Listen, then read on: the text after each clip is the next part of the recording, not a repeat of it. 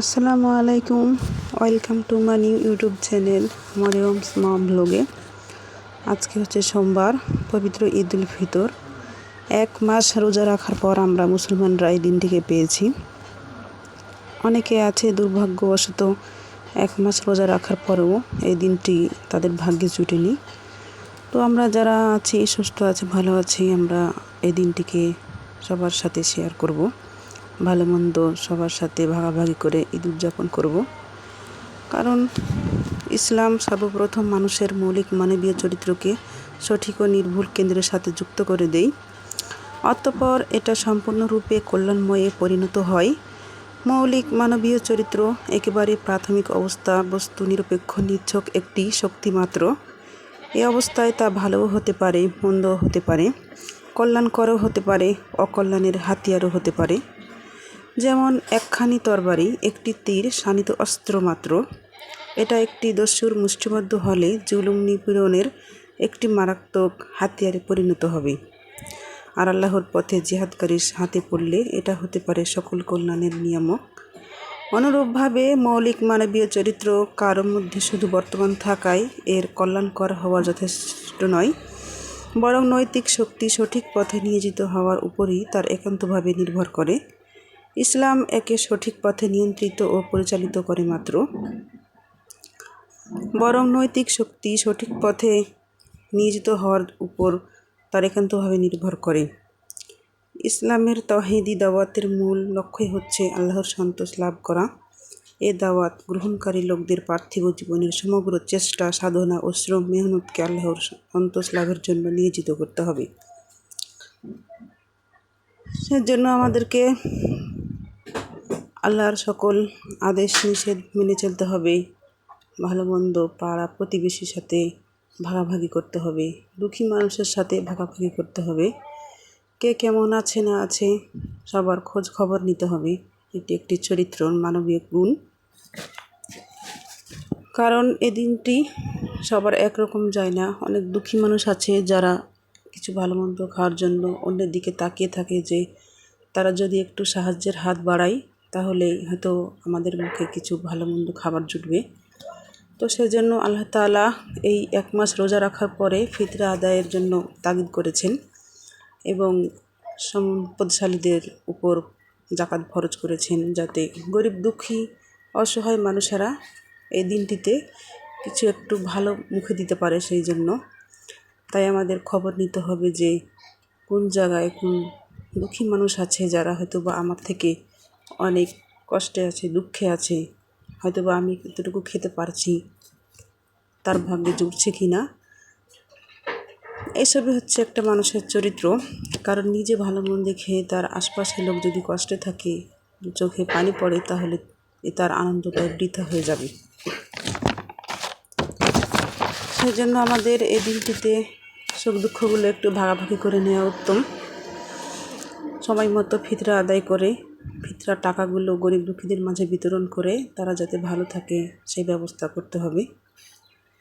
ইসলাম মৌলিক মানবীয় চরিত্রের প্রাথমিক পর্যায়ের উপর মহান উন্নত নৈতিকতার একটি অতি জাঁকজমকপূর্ণ পর্যায় রচনা করে দেয়।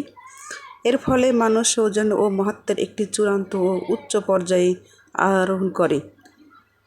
ইসলাম মানুষকে হৃদয় মনকে স্বার্থপরতা, আত্মভীরতা, অত্যাচার, নির্লজ্জতা, অসংলগ্নতা ও উচ্ছৃঙ্খলতা হতে সম্পূর্ণরূপে পবিত্র করে দেয় এবং তাতে আল্লাহর ভয়, তাকওয়া, আত্মশুদ্ধি, সত্যবাদিতা ও সত্যপ্রিয়তা করে তোলে।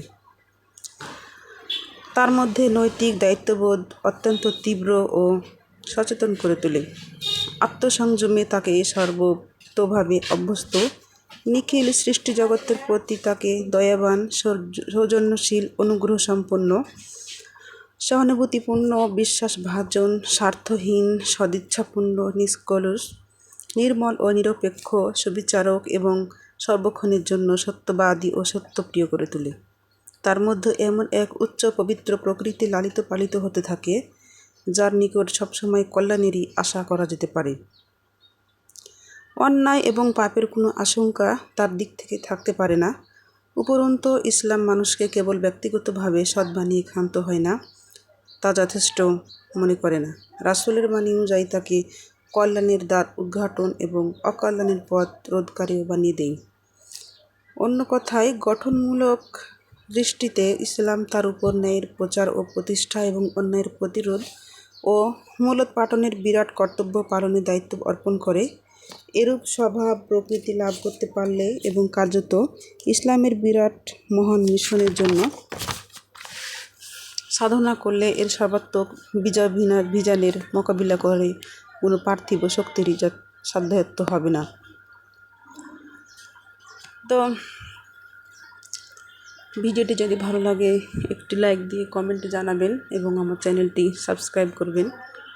তো আমি এই ভিডিওটি সকালবেলায় শুরু করলাম, যে সকালে নাস্তা বানাচ্ছি, আর ভাবলাম যে বন্ধুদের সাথে একটু শেয়ার করি কথাগুলো, কিভাবে একজন মানুষ চলাফেরা করবে সমাজে, কি করলে আল্লাহ সন্তুষ্টি পাওয়া যায়, সেই আলোচনা করলাম। যদি কোনো ভুল হয়ে থাকে তাহলে অবশ্যই ক্ষমার চোখে দেখবেন। আমি সেমাই রান্না করলাম, সেমাইটা শেষ রান্না করা। এখন আমার মেয়েরা নুডলস খেতে চাইছে, তো নুডলস রান্না করব। সেজন্য দেখেছেন যে নুডলসটা আমি সিদ্ধ করে পানি ঝরিয়ে রেখেছি। এখন পেঁয়াজ ভেজে তাতে নুডলসটা ছেড়ে দেবো। তো পেঁয়াজটা ভাজছি, কারণ সন্তান আজকের দিনে এমনিতে তো আমরা অনেক তাদের আশা পূরণ করি, তো আজকে একটা খুশির দিনে তাদের মনে কোনো কষ্ট দিতে চাই না, সেই জন্যই তো আয়োজন করা। তো পেঁয়াজটা ভাজা শুরু করে দিয়েছি, নুডলসটা রান্না করব। আর ওদিকে আমার মেয়েরা তো লাফাচ্ছে খাওয়ার জন্য। আমার বড় মেয়েটা রোজা রেখেছে সবগুলো, ছোটো মেয়েটা রাখতে পারেনি। তো বড় মেয়েটা কতদিন ধরে সকালবেলা খায়নি, সেই জন্য তার অনেক আনন্দ হচ্ছে আজকে, যে 1 মাস পরে আজকে সকালবেলা ভালো মন্দ খাবো, ঈদগাহ যাবো, সালামি নেব। আর তো যত কাপড় চোপড় কিনেছে, ড্রেস পরবে, মানে অনেক আনন্দ উচ্ছ্বাস মনে নিয়ে খুশিতে লাফাচ্ছে। আর আমি এদিকে রান্না করছি। সন্তানের সুখটাই আসলে প্রতিটা বাবা মার কাম্য, যাতে তারা খুশি থাকে, ভালো থাকে, সুস্থ থাকে, সেটা প্রতিটা বাবা মাই চায়। তাদের আশা আকাঙ্ক্ষাগুলো পূরণ করার চেষ্টা করে, আর আমরাও সেই চেষ্টাটাই করি, যাতে তারা ভালো থাকে, তাদের মন ভালো থাকে। হয়তোবা যারা তাদের খেলার সাথী, পড়ার সাথীরা আছে, হয়তোবা তাদের থেকে একটু ভালো মানের ড্রেস পরে কিংবা কোনো কিছু ভালো মন্দ দেখলে তাদের অনেক কষ্ট হয়, যে হয়তোবা আমার বাবা মা এতটা অসহায় যে ওদের মতো খাওয়াতে পারে না। সেজন্যই যথাসম্ভব চেষ্টা করা। তারপরও একজনের সাথে আরেকজনের পাল্লা দেওয়া সম্ভব নয়, কারণ কারো সাথে কারো সামর্থ্য লাগে পাল্লা দিতে, সেজন্য পাল্লা দেওয়া সম্ভব নয়। তবু প্রতিটা বাবা মা চেষ্টা করে যে তাদের সন্তান যেন অন্যের খুশি দেখে দুঃখিত না হয়, যাতে তালে তাল মিলে চলতে পারে, এটুকুই শুধু চেষ্টা করে বাবা মা। তারপরও যদি সামর্থ্য না কুলায় তাহলে তো আর করার কিছু নেই। তো এইখানে নুডলসটা আমি রেডি করছি, পেঁয়াজগুলো আর পেঁয়াজ ভেজে ডিম ভাজা মশলা টশলা দিয়ে রেডি করে ফেলেছি। এখন শুধু নুডলসটা দেওয়ার পালা। নুডলসটা ভাজা হয়ে গেলে আমার রান্না শেষ, সকালের রান্নাটা। তারপর আমরা খাওয়া দাওয়া, এই রান্নাবান্না শেষ করে গোসল সেরে খাওয়া দাওয়া করে আমরা নামাজ পড়তে যাব সবাই, কারণ আমরা এখানে একসাথে দলবদ্ধভাবে নামাজ পড়ি মহিলারা, আর ছেলেরা তো ঈদগাহে যায়। তো ওর বাবা ঈদগাহে যাবে, আর আমার মেয়েকে নিয়ে আমি নামাজ পড়ব, কারণ ওরা এখন ঈদগাহ একটু দূরে, তো আমি তাদের পাঠাবো না, কারণ ওর বাবা ঈদগাহ থেকে ওদের জন্য অনেক খাবার দাবার আনবে বলেছে। ওদের অনেক আবদার যে ওরা ঈদগাহ যাবে, তো ওরা বাবা বলেছে যে প্রয়োজন নেই, যা যা খাবে বলে দাও, আমি নিয়ে আসবো এগুলো।